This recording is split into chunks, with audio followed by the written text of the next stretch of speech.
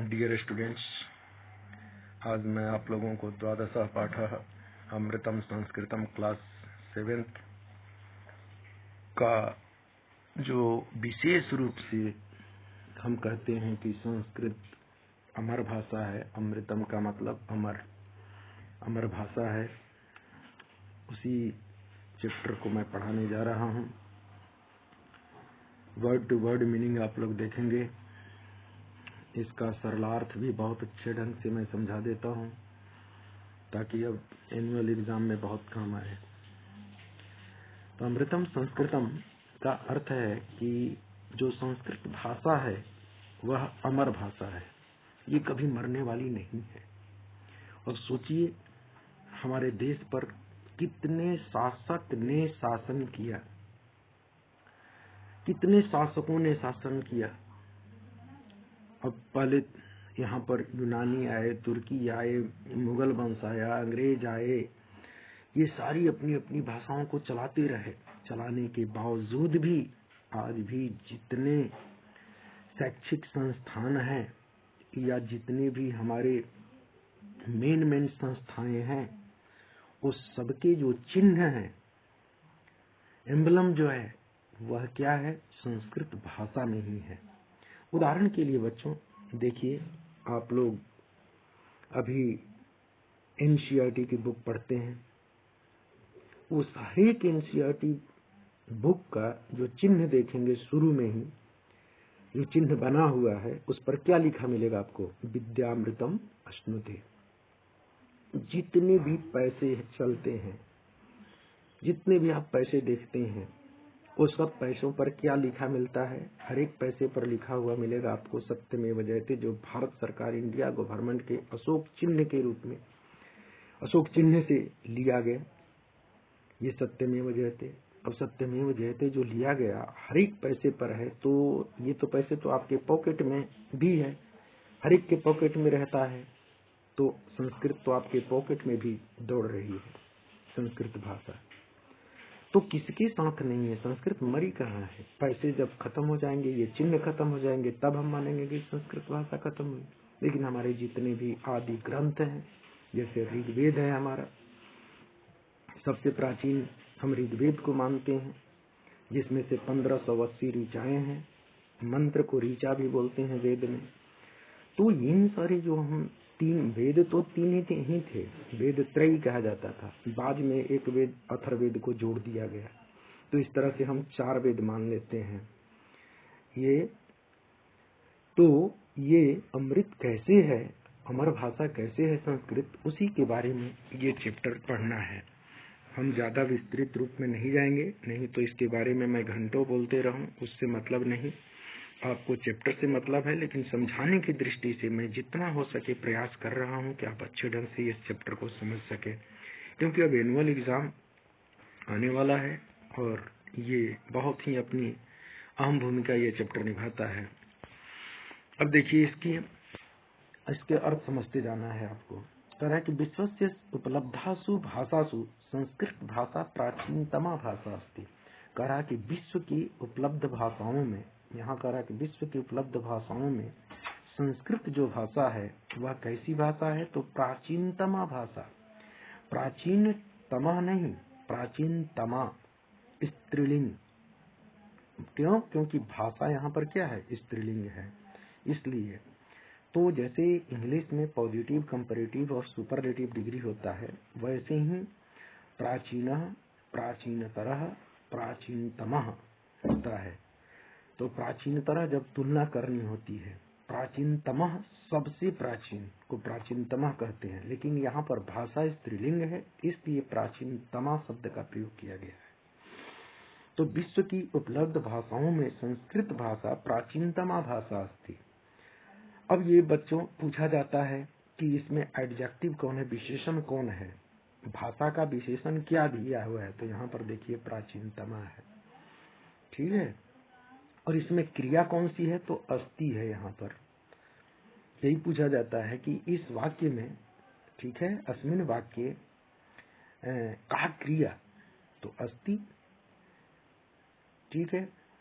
भाषा इत्यस्य विशेषणम पदम अत्र किम प्रयुक्तम, तो प्राचीनतमा।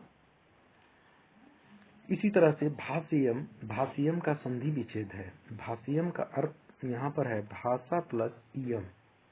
क्या होगा यहाँ? भाषा, भाषा ये हो जाएगा भाषा प्लस इयम। इयम का अर्थ होता है यह, यानी इयम भाषा, यह भाषा अनेकेषां भाषाणां जननी मता, अनेक भाषाओं की जननी मानी गई है। जननी मतलब माता। आप सुने होंगे लोगों से कि संस्कृत भाषा को कहते हैं कि सभी भाषाओं की जननी है। जननी मीन्स माता है। माता से जैसे पुत्र की उत्पत्ति होती है, पुत्री की उत्पत्ति होती है, वैसे ही इस भाषा से सारी भाषाओं का, सारी भाषाओं, जितनी भी भाषाएं हैं वर्ल्ड की, वो सभी भाषाएं इसी भाषा से उत्पन्न हुई है। इसलिए संस्कृत भाषा को सभी भाषाओं की जननी मानी जाती है। मता मीन्स मानी गई है। प्राचीन यो ज्ञान विज्ञान यो, प्राचीन ज्ञान और विज्ञान का निधि, निधि का अर्थ होता है खजाना, यानी प्राचीन ज्ञान विज्ञान में निधि अस्याः सुरक्षितः, इसका जो खजाना है वह सुरक्षित है। जितने भी हमारे वेद पुराण, रामायण महाभारत, ये सब जितने भी हमारे धर्म ग्रंथ हैं, इन धर्म ग्रंथों में, मनुस्मृति आदि में, इनके जितनी भी चीजें हैं वह ज्ञान का क्षेत्र और विज्ञान का क्षेत्र दोनों उसमें सुरक्षित है। संस्कृतस्य महत्व विषय केनापि कथितम, संस्कृत के विषय में महत्व विषय, महत्व के विषय में केनापि, केन जोड़ अपि, संधि विच्छेद है बच्चों। यहाँ केन प्लस अपि, केनापि होता है, यानी किसी के द्वारा भी। केन प्लस अपि, केनापि कथितम कहा गया है। संस्कृत के महत्व के विषय में किसी के द्वारा कहा गया है। क्या कहा गया है? कि भारतस्य प्रतिष्ठे द्वे, भारत की प्रतिष्ठा दो पर ही टिकी हुई है।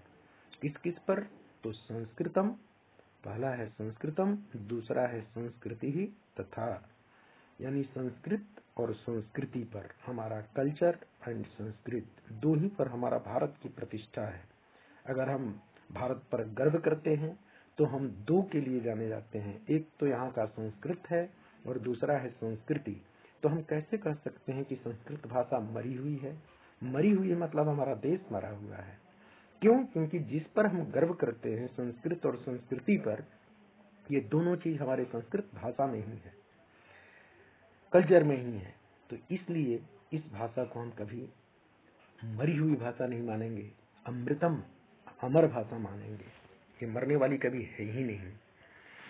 फिर कह रहा है कि इयम भाषा अतीव वैज्ञानिकी, यह भाषा जो है बहुत वैज्ञानिक है। अतीव मतलब बहुत ही, अति जोड़ इव, यहाँ भी संधि विच्छेद है। क्या है? अति, अति प्लस इव, अतीव। वैज्ञानिकी मतलब साइंटिफिक है। यह जो संस्कृत भाषा है यह बहुत ही साइंटिफिक है। आप लोग फिजिक्स या केमिस्ट्री या मैथ में आप लोग फार्मूला कहते हैं कि अरे भाप इतनी फार्मूला पढ़ना है। संस्कृत जितना फार्मूला सूत्र वर्ल्ड के किसी भी भाषा में नहीं है। सोचिए, पाणिनि ने जो अष्टाध्यायी लिखा, उस अष्टाध्यायी में, जिसमें 8 अध्याय हैं, उन 8 अध्यायों में करीब 3,987 यानी लगभग 4,000 फार्मूला है। इतना वर्ल्ड के किसी भी साइंस, मैथ या किसी भी चीज में, केमिस्ट्री जिसमें है फार्मूला इतना नहीं मिलेगा। इसलिए यह भाषा बहुत ही वैज्ञानिक है, यानी साइंटिफिक है।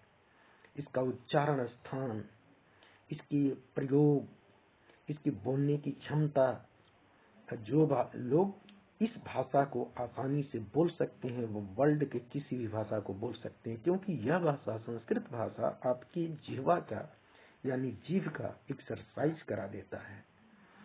जो इसको पढ़ लिया वह वर्ल्ड के किसी भी भाषा को पढ़ सकता है। इसलिए ये साइंटिफिक भाषा है, वैज्ञानिकी है। केचन कथयन्ति, कुछ लोग कहते हैं, यत् संस्कृतम एवं संगणकस्य कृते सर्वोत्तमा भाषा। संगणकस्य कृते, संगणकस्य का मतलब होता है आपका संगणक का मतलब ही होता है कंप्यूटर। तो कंप्यूटर के लिए यह सबसे अच्छी भाषा है, सर्वोत्तम भाषा, सबसे उत्तम भाषा यही है। यानी संस्कृत जो है वह कंप्यूटर के लिए सबसे अच्छी भाषा है। इसी से चीजों का निर्माण, हम नई नई चीजों की खोज करते रहते हैं। अस्या वांग्मयम, इसका जो वांग्मय है, वांग्मय का अर्थ नहीं जानते होंगे बच्चे आप लोग। वांग्मय का अर्थ होता है साहित्य, लिटरेचर। इसका जो लिटरेचर है, साहित्य है, वह कहाँ मिलता है? तो कह रहा है कि वेदों से, पुराणों से, नीति शास्त्रों से, और चिकित्सा शास्त्र आदिभिश्च समृद्धम अस्ति। चिकित्सा शास्त्र आदि से ये समृद्ध है, धनी है। संस्कृत का जो इतिहास है, संस्कृत का जो साहित्य है, वह किससे भरा हुआ है? तो वेद, पुराण, नीति शास्त्र, चिकित्सा शास्त्र। चिकित्सा शास्त्र का मतलब जानते हैं आप लोग? Medical science. मेडिकल साइंस से भी ये भरा हुआ है। कालिदास आदि नाम विश्व कवि नाम काव्य सौंदर्यम अनुपमम। कालिदास का जो विश्व कवियों में काव्य सौंदर्य जो देखने का मिलता है, जैसे अभिज्ञान शाकुंतलम नाटक जो इन्होंने लिखा कालिदास ने, ये विश्व प्रसिद्ध है। इसलिए विश्व प्रसिद्ध है कि इस नाटक का, जिसमें 7 अंक है, 7 अंकों का ये नाटक है, और संस्कृत भाषा में जब कालिदास ने इसे लिखा और इसका मंचन विश्व के बहुत सारे देश अपनी अपनी भाषाओं में अनुवाद किए। जैसे ये मैक्स मुलर, गेटे, ये जो जर्मन विद्वान थे, इन्होंने अपनी भाषा में, जर्मन भाषा में इसको संस्कृत टू जर्मन भाषा में अनुवाद किया। और जब उसका मंचन किया गया जर्मनी में, लोगों ने देख करके इतने प्रभावित हुए कि मुग्ध हो गए, और यहाँ तक कह दिए कि Kalidas was the Shakespeare of India. उनसे नहीं रहा गया और कालिदास को शेक्सपियर की उपाधि मिल गए। जिस तरह से इंग्लिश लिटरेचर में कालिदास, ये वर्ड्सवर्थ को माना जाता है, शेक्सपियर को माना जाता है। आपका ड्रामा में जैसे द मर्चेंट ऑफ वेनिस या और भी जो ड्रामा लिखा गया, तो जिस तरह से वो अपना नाम कमाए, वैसे ही संस्कृत में कालिदास का नाम हो गया। तो काव्य सौंदर्यम अनुपमम, उपमा कालिदासस्य, ऐसा भी कहा जाता है कि उपमा के लिए कालिदास जाने जाते हैं, क्योंकि इनकी भाषा में उपमा अलंकार का प्रयोग खूब हुआ है। तो काव्य सौंदर्यम अनुपमम, इनके काव्य का जो सौंदर्य है, सुंदरता जो है, वह अनुपम है। कौटिल्य रचितम अर्थशास्त्रम जगति प्रसिद्धम अस्ति। अब देखिए, संस्कृत में ही तो है कौटिल्य की रचना जो है। कौटिल्य किसको कहते हैं? चाणक्य का दूसरा नाम कौटिल्य भी है। तो इनका जो अर्थशास्त्र लिखा गया, वह जगत में, जगति यानी संसार में प्रसिद्धम अस्ति, प्रसिद्ध है। गणित शास्त्र में शून्यस्य प्रतिपादनम सर्वप्रथमम आर्यभट्टः अकरोत्। अब सोचिए, गणित शास्त्र में शून्य का प्रतिपादन किसने किया था? आर्यभट्ट ने किया था। शून्य का प्रतिपादन, जो हम जीरो की शुरुआत किसने की थी? तो आर्यभट्ट ने, जो भारतीय थे। और गणित शास्त्र में इन्हीं का स्थान आता है। अगर शून्य नहीं होता तो सोचिए कि आज हम 100 रुपए और 1000 और लाख रुपए की बात करते हैं, करोड़ों और अरबों की बात करते हैं, वह सब शून्य के माध्यम से ही होता है। वह आर्यभट्ट इंडियन ही थे जिन्होंने ये दिया था। ये संस्कृत के काफी बड़े विद्वान ये भी थे। चिकित्सा शास्त्र में अगर देखते हैं, मेडिकल साइंस में, तो इसमें चरक सुश्रुतयोः योगदानम विश्व प्रसिद्धम। चरक और सुश्रुत ये 2 थे जो उस समय के सबसे बड़ा वैद्य थे, यानी डॉक्टर थे। एक चरक, जिनका चरक संहिता मेडिकल साइंस का ये बुक है, और सुश्रुत ये भी थे। ये दोनों खूब अपना नाम कमाए, और इनकी रचनाएं हैं जो आज भी, जो जितने भी मेडिकल साइंस वाले हैं, इनकी बुकों को अध्ययन करते हैं, पढ़ते हैं, ताकि अधिक से अधिक ज्ञान मिल सके, क्योंकि शुरुआत वहीं से है। आज जो हम कहते हैं कि इसका ऑपरेशन हुआ, ये ऑपरेशन वर्षों, ये लाखों, ये हजारों वर्षों पहले चरक और सुश्रुत कर चुके हैं। तो चरक और सुश्रुत का योगदान विश्व प्रसिद्धम, विश्व में प्रसिद्ध है ये इनका। संस्कृते यानी अन्यानि शास्त्राणि विद्यन्ते तेषु वास्तुशास्त्रम, रसायनशास्त्रम, खगोलविज्ञानम, ज्योतिषशास्त्रम, विमानशास्त्रम इत्यादि उल्लेखनीयानि। कहा कि संस्कृत में बहुत सारे शास्त्र विद्यन्ते मिलते हैं। तेषु उनमें से वास्तुशास्त्रम। अब वास्तुशास्त्र को तो जानते ही हैं आप लोग, क्या कहते हैं? आर्किटेक्चर। वास्तुशास्त्र के अनुसार लोग घर बनाते हैं कि किधर दरवाजा होनी चाहिए, किधर खिड़की होनी चाहिए, किधर किचन होना चाहिए, किधर पूजा घर होनी चाहिए। ये सारी चीजों की जानकारी पहले ही दे दी गई है संस्कृत में, जो आर्किटेक्चर वास्तुशास्त्र है। रसायन शास्त्र, जो केमिस्ट्री हम पढ़ते हैं साइंस में, ये सब संस्कृत की ही देन है। इसमें रसायन, रस की जो उत्पत्ति होती है वह उसी से रसायन शब्द बना, और रस जो श्रृंगार, 9 रस की जो रचना की गई, और भौतिक जीवन में 6 रस, जैसे षड रस बोलते हैं ना, 6 रस, जिसमें क्या होता है? मधुर, अम्ल, कटु, कसाय, लवण, तिक्त। लेकिन साहित्य की बात में आए तो 9 रस होते हैं, जिसमें श्रृंगार रस को प्रधानता दी गई है। श्रृंगार, हास्य, मधुर, श्रृंगार, हास्य, करुण, रौद्र, वीर, भयानकाः, विभत्स, अद्भुत, शांत, 9 रसः, ऐसा कहा गया है। ये 9 रस हो जाते हैं। तो इनसे ये रसायन शास्त्र की उत्पत्ति होती है। खगोल विज्ञान, खगोल विज्ञान किसको कहते हैं आप तो जानते ही हैं। एस्ट्रोनॉमी, अब एस्ट्रोनॉमी में बहुत सारे ज्योतिष शास्त्र में आपके हाथ में कितने दिन तक जीवन रेखा के अनुसार बताते हैं लोग। कुछ ज्योतिष शास्त्र में बताते हैं कब सूर्योदय होगा, कब सूर्यास्त होगा, पहले लोग बता देते थे। आज भी आप जगह जगह जाएंगे, जयपुर में जंतर मंतर आपको देखने को मिलता है, और भी दिल्ली में भी है, इलाहाबाद में है। ये सारे जहाँ जहाँ आप जाएंगे वहां पर देखने को मिलता है। ये सब उसी समय के संस्कृत की ही देन है, जो आज के लोग इसी ज्योतिष शास्त्र के अनुसार बताते हैं कि कब चंद्र ग्रहण लगेगा, कब सूर्य ग्रहण लगेगा। इन सारी चीजों की जानकारी मिलती रहती है। विमान शास्त्रम, उस समय विज्ञान शास्त्र यानी एरोनॉटिक्स का भी ज्ञान इससे होता था। इत्यादि उल्लेखनीय, यानी ये सारी चीजें उल्लेखित है। अब वाल्मीकि की रचना रामायण में जो हम पुष्पक विमान देखते हैं, वह इसी का विमान शास्त्र का ही तो है। इस तरह से अब देखिए पैराग्राफ चेंज हुआ। यहाँ से बता रहा है कि अब सूक्तियां जो जो संस्कृत में है वह हमारे अमर भाषा बनाने के लिए और अमर भाषा की ओर इंगित करती है। जैसे संस्कृत विद्यमान सूक्तियां, संस्कृत में विद्यमान जो सूक्तियां हैं वह अभ्युदयाय प्रेरयन्ति, अभ्युदय करने के लिए, आगे बढ़ने की ओर प्रेरित करती हैं। यथा सत्यमेव जयते, जैसे सत्यमेव जयते, ये किसका चिन्ह है? ये सत्यमेव जयते भारत सरकार का चिन्ह है।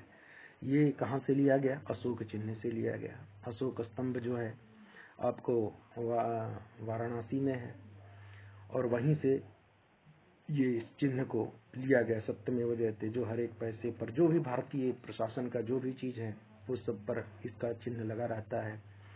सारे पैसे पर है। हमारा जहाँ मेन मुद्रा है, मुद्रे पर ही ये इसका चिन्ह है। तो ये भाषा कैसे नहीं अमर हो सकती है? वसुधैव कुटुंबकम, पूरा वसुधा, हमारी पृथ्वी जो है वह कुटुंब है। क्योंकि ये हमारा कहाँ पर मिलता है? तो ये मिलता है बृहदारण्यक उपनिषद है, जिसको हम महोपनिषद भी कहते हैं। ये उसके अध्याय 4 के श्लोक 71वां श्लोक है ये वसुदैव कुटुंबकम, जिसमें पूरा श्लोक है अयम निजः परो वेति गणना लघु चेतसाम उदार चरितानाम तु वसुदैव कुटुंबकम। यानी यह अपना है, यह दूसरे का है। ये इस तरह की जो गणना लोग करते हैं, काउंटिंग करते हैं, वह लोग बहुत छोट विचार के होते हैं। बड़े विचार वाले लोगों का तो पूरी पृथ्वी ही अपनी वसुधैव एव कुटुंबकम, वसुधा एव कुटुंबकम, यानी पूरे पृथ्वी ही कुटुंब की तरह है, परिवार की तरह है। तो हमारा देश वसुधैव कुटुंबकम, जैसा कि अभी G20 में आप लोगों ने देखा होगा कि इस चिन्ह को लोगों के रूप में भी प्रधानमंत्री ने दिया। तो ये कह रहा है कि वसुधैव कुटुंबकम, यानी पूरी पृथ्वी वसुधा एवं, यानी पृथ्वी पर जितने भी लोग रहने वाले हैं सब हमारे परिवार हैं। विद्यामृतम अश्नुते, देखिए ये भी लोगों में है। किसके लोगों में मिलेगा आपको? तो विद्यामृतम अश्नुते, ये एनसीईआरटी के बुक के शुरू में ही देखेंगे जो चिन्ह बना हुआ है, उसमें नीचे लिखा हुआ है विद्यामृतम अश्नुते। इसका अर्थ है कि विद्या अमृत के समान, विद्या से अमृत की प्राप्ति होती है। ये कहाँ से लिया गया? तो इस उपनिषद से लिया गया। ऐसे ही देखिए, योगः कर्मसु कौशलम, योगः कर्मसु कौशलम, ये कहाँ से लिया गया? श्रीमद् भागवत गीता से लिया गया। इसका अर्थ क्या है? कर्म में कुशलता का नाम योग है। जिस कर्म को आप करते हैं, ठीक है, और कुशलता से जब करेंगे तो उसमें जो आपको दक्षता हासिल होती है वही आपके योग कहलाता है, वही आपका परिणाम है योग।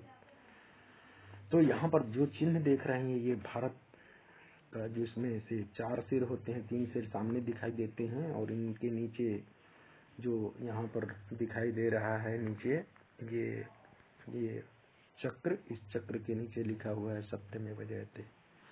तो सर्वभूतेषु आत्मवत् व्यवहारम कर्तुम संस्कृत भाषा सम्यक शिक्षयति।